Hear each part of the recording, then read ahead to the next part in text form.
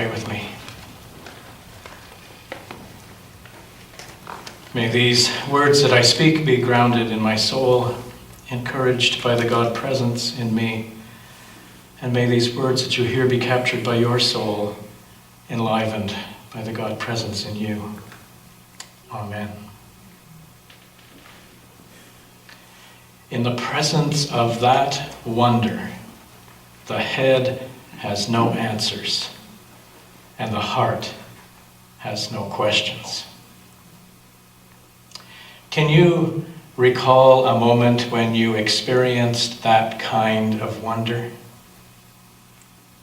A moment when your head was quiet and your heart was full? These are the God moments that need to be more than a once a week or even a once a day kind of moment, and become the way that we actually move through life. Why? Because this is when we find ourselves connected to the God presence within us, the time we are truly alive and deeply aware of our connection to everything. Looking back on the last few days, I become aware of how often I felt that deep presence, that connection to others, to the world, to the entire universe, and was humbled by the experience.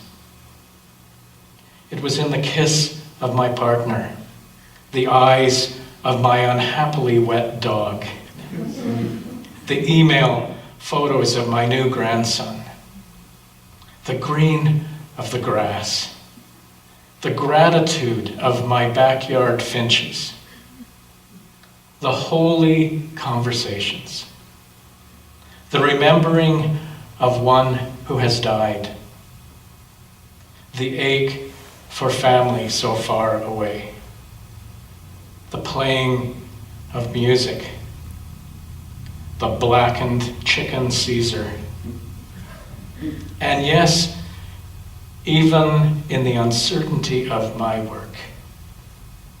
In these moments, and so many more, I found myself in the presence of wonder, where my head had no questions and my heart had no answers. And I felt so alive and so connected. This, for me, is what it is to see and touch and feel and taste the God presence, the spirit of life and love that is what this journey is all about. There is no magic to opening to or falling into our inner soul place, the place of wonder and awe. It reveals itself freely in every moment that we walk humbly and gratefully.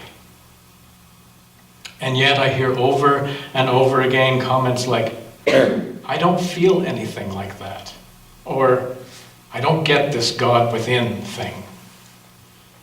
It is why I am more and more convinced that it is only by allowing ourselves to be awed, to be bathed in the wonder of it all, that we will be able to enter into the experience of God in our lives and world, an experience that emanates from within each life. Why is it so hard for us to see that there is a spirit within us, a spirit that has always been there, that is part of what we call God?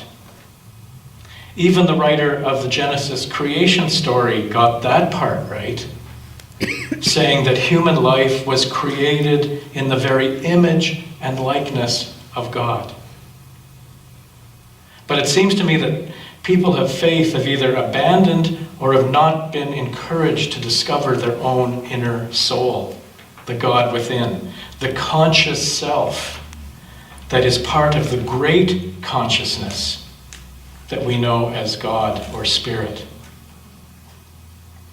When we look at our Christian history, the institution has fought against the notion of God within us. We've been brainwashed to think of God and humans as separate. That God is all that is good and humans are all that is bad. Richard Rohr reminded us this past week in one of his blogs that the separation of God and humans began with Augustine, who manufactured original sin. This was followed by Calvin, who referred to humanity as total depravity. And Luther, who described humans as piles of manure covered over with Christ. Ugh. No wonder we struggle to imagine that we humans, like all of creation, are innately good. Good, in fact, because we are part of God and are only separate from God in our own minds. No wonder we have so much trouble embracing our own goodness and godness. So how do we undo foundational damnation?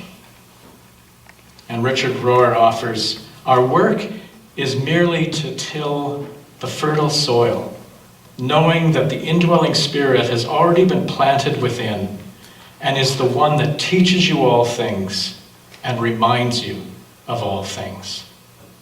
He goes on to say that the things in life that we call sin, greed, indifference, intolerance, bigotry, judgment, to name just a few, are just symptoms of sin. Sin, he says, is living outside of this union with God. Sin is a state of separation, the loss of any inner experience of who you are in God. That is the real sin. If we really pay attention to the biblical revelation, instead of just trying to believe what it says to be true, we discover that the whole story is about awakening, not accomplishing. It's about realization, not performance. When it comes to a relationship with God, you cannot get there. You can only be there. That is why it is only with humility and gratitude that we can receive it, opening to the Spirit of life and love that is already there within. Jesus stood out in his community because he lived from this place.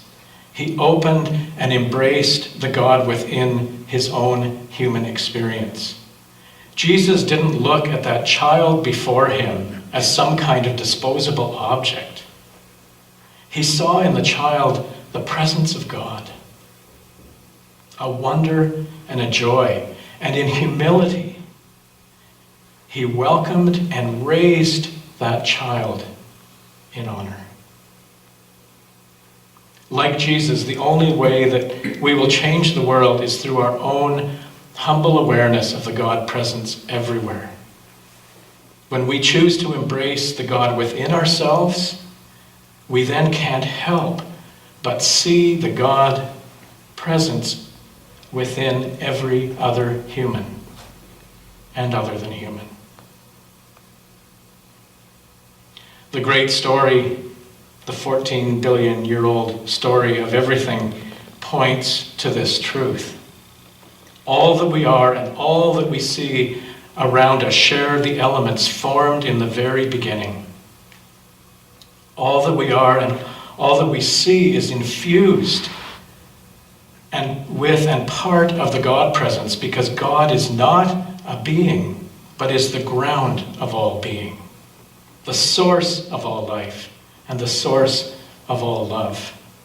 How can this not inspire us to awe and wonder? So I want to end with a poem by Mary Oliver, one of my favorite theologians. And this one's called Foolishness? No, it's not. And this speaks to me of the importance of living in the world with a willingness to be awed. both ODD and AWED. Because unfortunately, it means you're odd. She writes, "Sometimes I spend all day trying to count the leaves on a single tree. To do this, I have to climb branch by branch and write down the numbers in a little book. So I suppose, from their point of view, it's reasonable that my friends say, 'What foolishness! She's got her head in the clouds again.' But it's not. Of course I have to give up, but by then I'm half crazy with the wonder of it. The abundance of leaves, the quietness of the branches, the hopelessness of my effort. And I am in that delicious and important place, roaring with laughter, full of earth praise. What is foolish, in my humble opinion, is to think that God is not within us. The God presence, the source of life and love, the ground of being, is within you and me and all things. So in the presence of that wonder, where the head has no answers and the heart has no questions, live your life by walking humbly. Amen.